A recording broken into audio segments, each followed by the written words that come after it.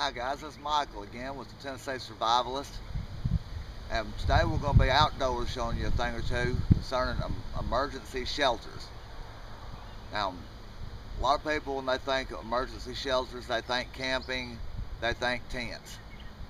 Tents are great. Um, if you're out hiking, you may have a hiking tent or backpacking type tent with you. A lot of different ways you can go there. If you're gearing up for an emergency by building your bug out bag or your go bag. You may even choose to buy one of these real lightweight hiking tents or backpacking tents to put in your bag. But in continuing with the prepping on a budget theme that I've been trying to do some videos on, I want to show you how you can make an emergency shelter out of a tarp. Now, it's a real common type of shelter for those that are into bushcraft, which I try and include in a lot of my theories on survivalism. There's a lot of different types of tarps you can use. A lot of the guys will spend the money and buy old canvas tarp or oilskin. These are pretty expensive. They're $100 on up. Um, they're also kind of heavy. If you're going to be using it a lot, that's the way to go. They're almost indestructible. They're so high quality. Another option will be a product called sil nylon or silicone nylon. This is similar to like tent fabric. They're really lightweight. They'll stretch and give. They're pretty small to pack. They're not cheap either though. If you're trying to do this on a budget, something really simple, really cheap to do is just go buy a cheap plastic tarp or poly tarp from Walmart or from Home Depot or Lowe's. I've got one right here. I bought at Walmart. I think this one was 12 bucks. You can get them cheaper. I like this one because it's camouflage. It's not necessary. It's just my personal preference. This is pretty lightweight, pretty light duty. This particular tarp is 8 foot by 10 foot. And one of the real problems with some of the cheaper tarps like this is that they are rectangular, not square. Square tarp is a lot easier to configure into a shelter. It's a lot more versatile. It'll fit almost any design shelter you can think of. A little bit harder to come up with shelter ideas for a rectangular tarp. You're kind of limited. I've got one that I've learned, and a modification I'm going to do to it as well, that works really well and goes up really quick. So basically all you're going to need, like I said, is going to be the tarp. It can be a cheap tarp, it can be an expensive tarp. For the purposes of our demonstration, we're using the cheap one from Walmart. You're going to need a few tent stakes, or you could make your own stakes, bushcraft style, from sticks or limbs you've got it found in the wilderness. It takes a little more time to carve them out. Not a big deal to do, but if a storm's coming like it feels like it might be here today, we're going to use some tent stakes. I'd recommend something similar to these or some nice ABS plastic ones. The problem with my tarp, I've realized today, is these won't fit through the grommets. Loops are always better, so I'm going to show you something you can do to that. Even though I'm not going to be using these today, this is what I would normally use. These are made by Coglins. They're about, I think they were $2.50 for 4 of them. Really lightweight, extruded aluminum. The little pull loops on them are pretty cheap. I think I'd be replacing that with a piece of paracord or bank line. For the sake of today's demonstration, I'm just using some cheap wire tent stakes that came out of an old tent somewhere. I would not recommend using these in your emergency kit. They're pretty cheap, they bend real easy, but they'll still show the tarp setup for today's demonstration. With that said, let me get this tarp stretched out.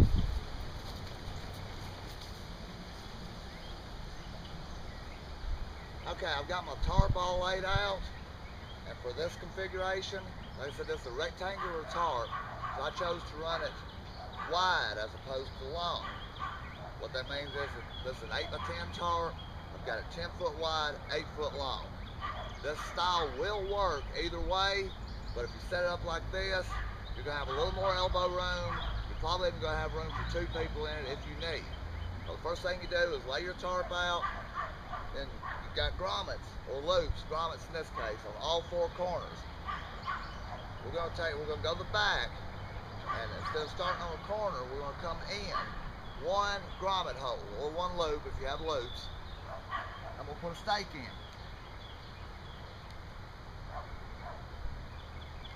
Now I'm going to the other side, and again, not on the corner, but one grommet to the inside. A little snug, not real tight. These are not real heavy duty, guys. And I'm going to put another stake in. I'm going to hit a tree root. Alright, we'll move it around a little. There we go. Alright, that's got your back started. So now we're going to come to the front. We're going out to the corner again. But this time, guys, pay attention. Pull a Tarp square. I'm going to locate my second grommet in, and I'm going to take my corner and I'm going to bring it in to meet that second grommet. Pull it out snug, get your stake, and anchor that front corner. Going to the other side, do the same thing. Find your corner grommet. Locate your next grommet in, bring it over, be sure and keep it slightly snug, not real tight. Put you another stake in.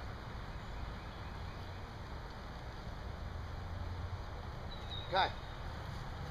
Now, the next thing you're going to need is a stick. Just a tree limb, piece of down wood, something fairly straight. I'll show you what we're going to do with that.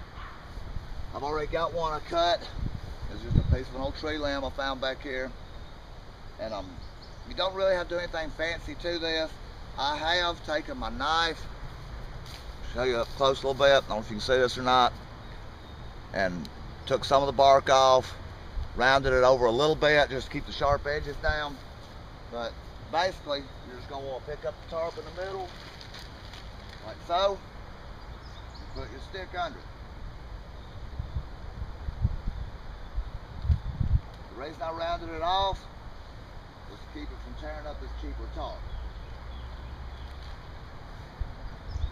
This one's a little short, but it'll still work. What you can actually do, if you're going to choose this design, is you can tie a piece of cordage, piece of paracord or whatever around this top side here, and pull it forward. You have makeshift shelter.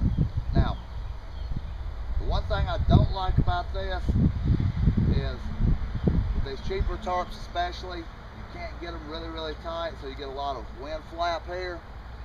So I'm going to cut another piece of wood, and I'm going to come back to you and I'm going to show you a way to remedy that. Alright guys, I'm going to take the camera in my hands for a minute so I can show you this up close, show you the modification I've done. We simply went and cut another piece of wood. You can see it on the ground right here. Right here. And what I've done is I went to 2 grommets and I have anchored, tied the stick to a grommet here and here. And I've also tied another cord onto it, this aldrich paracord, kind of like I guess kind of like you would make a bow drill. We took our original upright, and this is the part that we had rounded off to keep from tearing the tarp earlier. Turned it upside down. Didn't have to do this, it just made it dual purpose. And I've taken a little bark off and cut a notch, as you can see right there, in the end of the upright. Now what that's going to do is when we stand this up in a minute, this cord is going to hang in this notch, kind of like you'd hang a picture on a wall. So let me put the camera back on the tripod and I'll put this thing back together again and show you the difference it makes.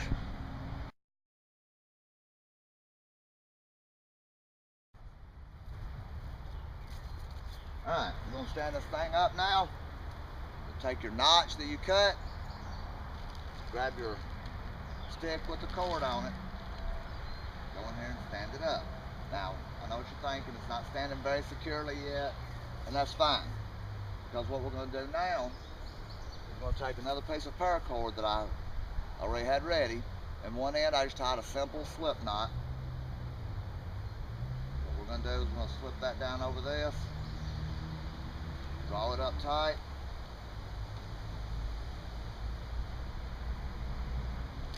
hang our tarp back on it, pull it out.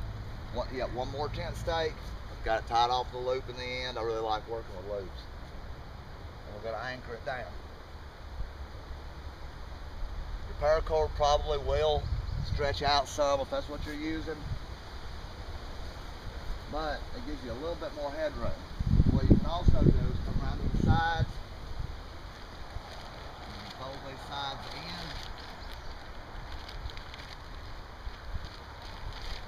When I do it, I like to fold mine in up to this loop here.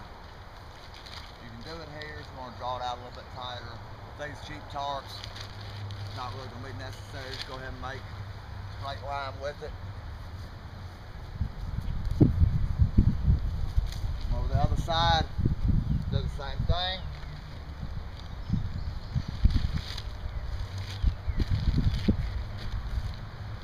That does several things.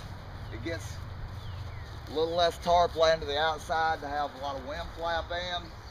If you're on the inside,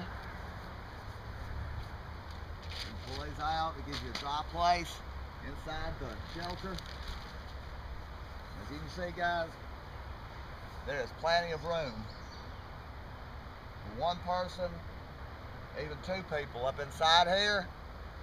The pole's secured with a single cord. The biggest problem with this is you would have to be a bit more careful building your fire because you got this cord here, but you may end up having to have it that way anyway, depending on whether you have the exact size pole or not. Putting this piece in gives you a little bit more headroom, easier to get in and out of. I keep it tilted for a reason. It gives it several different directions that rainwater could run off. Some other things that you could do to modify this, or some things to think about. If you carry a trekking pole or hiking pole, you can use one of those for this piece here because they're extendable, adjustable height. You can simply just butt the handle up into the tarp, stretch it out nice and snug, and be good to go. If you wanted to utilize this idea here to give you a bit more headroom, the same way, you just have to take a piece of cordage, tie this off to your trekking pole.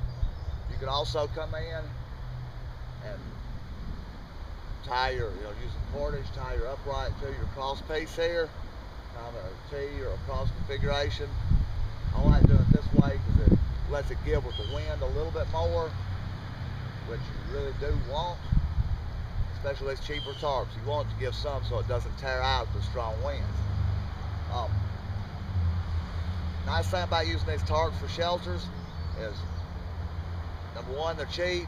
Number two, they're light, they're easy to pack. They're really easy to set up. This is just one of many different styles. I'll show you some others later down the road. There's also a style similar to this that I can do that actually encloses in the front. But using a tarp this size, it would only be a one-person shelter. It'd be pretty tight getting two people in with it set up like that. If you built a fire, you'd have to build it off to the side and have to stay pretty small because of these poly tarps. But it's still possible. Now, if you're needing shelter from the sun, if it's really, really hot out, this will give you a little bit of shade. If it's extremely hot, if it's middle of the day, you're needing to get in the shade. If you've got an emergency blanket, one of those shiny silver space blankets or Mylar blankets, you can stretch it over the top with the reflective side facing up. Take some duct tape and tape it to your tarp. It will help reflect all that sun's rays back up off of it. And likewise, if it's really cold, before you set your tarp up, you can flip it inside out and tape that space blanket to the inside with the shiny side facing down, and it will help hold your body heat in. It's all about maintaining your body's core temperature, guys. Also, lower your roof height, the better off you are if it's cold out. If you're needing to stay warm, keep your roof height low as possible. If you're needing more breeze, you may want it up higher. This could be adjusted lower using my style roof or the TP style roof, just by spreading your front corners out wider. The wider you go in the front, the lower your roof height's going to be. The narrower, the taller you can make it. And there's no real right or wrong way. This is just a general idea. This can be modified a bunch of different ways. If you didn't want to use the upright pole, then if it was near a tree, you could always take cordage and tie off here, go up to the tree limb. You can simply go right in the middle with a single cord and pull it up. You can set it up on a tripod where you got legs out to each side, one down the back. The way any of those would allow you to get a fire closer to the entrance of the tarp. Just so many different ways. The tarp is really, really versatile. Square tarp more so than a rectangle. Rectangle tarp will work. And staying with the budget theory that we're going on with these videos, I'd recommend the rectangle tarp over buying an expensive square tarp. Again, this is an 8x10. As you can see, it does make plenty of room. Wind's starting to pick up. Like I said, we got a storm coming. And if I was the least bit worried about this shifting, I don't think I would be, but if I was, then I would take another piece of paracord. Let's see if I've got anything here. Might have a piece left laying here. Don't have any handy. I'd just take another piece of my paracord or whatever type of cordage you have and wrap around the pole and simply do a lashing type knot back and forth over the cordage here to keep it attached, keep this pole together. Another thing you can do, you can drive a stake into the ground here at the base of the pole, right here, and lash your upright to the stake. If you're worried about kicking it, knocking the tarp down your face, whatever. I've seen people, a husband and wife or couple, however whatever your situation is, want to use shelters like this together, and one of them will pack an 8x10 and the other one will pack a 6x8. The reason for that is you can take the 6x8 and lay it out flat inside here and make a ground cloth, and then you can lay a blanket or your compact sleeping bag or whatever you may have down with that. Gets you up off the damp ground, keeps conduction. The ground will draw your body heat out, so anything to help keep conduction down. For me, I would probably throw, if I was worried about dampness, I'd throw a small tarp or a piece of plastic or garbage can liner or something down and lay my wool blanket over the top of that. I've got a small compact sleeping bag I could use, or simply just roll up in the wool blanket, whatever the case may be. My sleep system's pretty flexible. Yours needs to be too. We're getting sleep systems later as well. But I want to share this with you. I wanted to do some more, but the storm's going to be coming in pretty soon, it seems like. I hope you got a little something out of this. I hope you learned some basic, real simple basic construction for an emergency tarp shelter. It only takes a couple of minutes to set this up. I'd highly recommend, if you're going to use these cheap tarps with the grommets on it, taking some cordage and making some loops to tie to each one of your grommets. A lot of the stakes will not go through these, plus the grommets themselves are not as strong as loops would be on some of the more expensive tarps, and this will not last you long term, but it will work in an emergency. If you're hiking in the woods and get lost, or if you have to bug out and need to throw up an emergency shelter because you couldn't make it to your bug out location in time, or if you just need to stay in it for a few days at your location until you can get a more permanent or semi-permanent shelter built. Great place to start. They're really economical, really, stakes, cordage and all, you can build this for under $20. It rolls up really small, really lightweight. The whole kit wouldn't weigh more than a couple of pounds at the most, probably about a pound, pound and a half.